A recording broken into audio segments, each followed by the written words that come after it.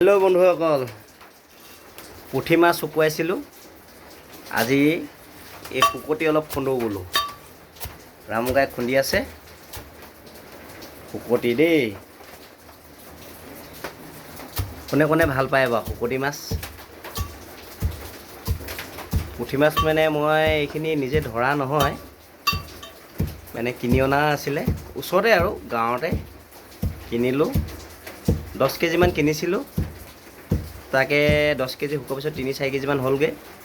এই চুঙাকেইটা কাটি থৈছোঁ, 2-3 চুঙা কাটি থৈছোঁ। দুচুঙাই হয় নে এচুঙাই হয় নাজানো আৰু কচু কিছুমানে এইটো দং কচু দিয়ে।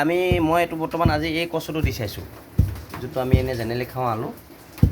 এই আলু কচুটোৱে দি চাইছোঁ শুকতিত। কোনে কোনে এইটোত কৈ খাই পাইছে বা ক'বচোন কমেণ্টত। দং কচুটো দিম মই, কিন্তু এতিয়া বৰ্তমান মানে এইটো কচুতে বোলো খাওঁ। তাকে অকণমান দেখুৱাই দিলোঁ আপোনালোকক।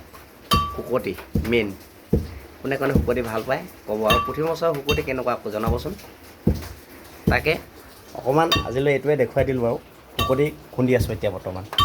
ঠাণ্ডা বতৰ দেখিছে ন, এই মাৰি আছে হেৰা মুকাই, ধুনীয়া পিচ খাইছে। ঠিক আছে, আজিলৈ ইমানে কৈ বাই বাই।